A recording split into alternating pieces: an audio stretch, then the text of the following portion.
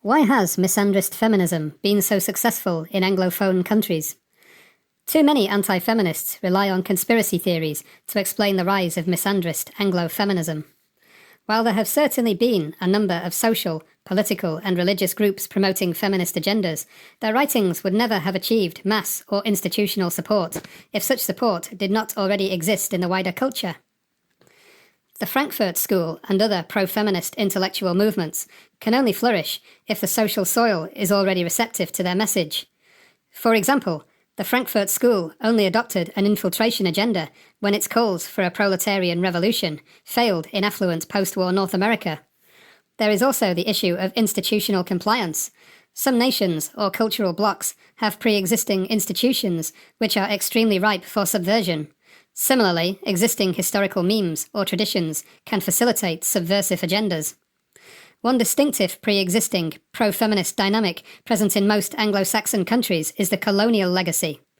Although it might seem strange to link this legacy to misandrist feminism, Anglo-American colonialism is responsible for the distinctive strain of racist Puritanism which still mars gender relations across the Anglosphere. In its turn, this repressive agenda ultimately derives from a pragmatic yet distinctive Anglo-Saxon obsession with limiting the reproductive fecundity of subject races or classes coerced by their colonial project. It is no surprise that this obsession is strongest in the Anglo countries with a troubled colonial past built on slavery and genocide, such as Australia or the United States. After all, those nations had most to gain by regulating or limiting the reproductive fecundity of slaves and subject races. This realization came to me from free discussions with Hondo Solomon, an insightful Black American writer who teaches the virtues of polygamy.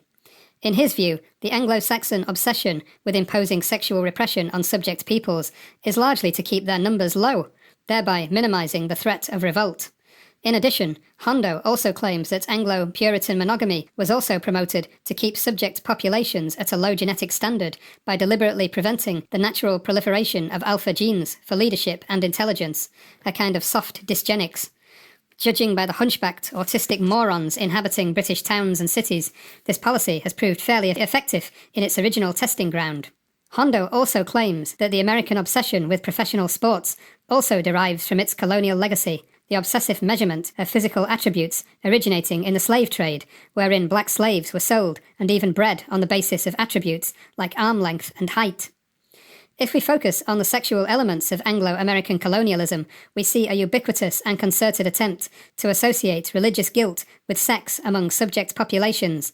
We also see a determined attempt to replace religions which celebrate reproductive fecundity, Voodoo, Islam, Catholicism, Judaism and Hinduism, with guilt-laden Protestant Christianity and its sickly cult of reproductive sterility. Let us note that this insidious campaign is colourblind. It oppresses Highland Scots, or the English lower classes, as much as it does Black Americans, Aryan Hindus, or Black Africans.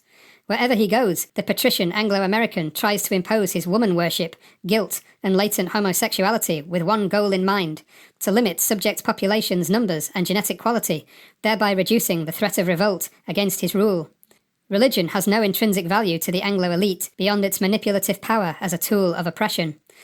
This is why patrician Anglo-Americans play fast and loose with religious morality to support whatever genders best preserve their power or enhance their profits.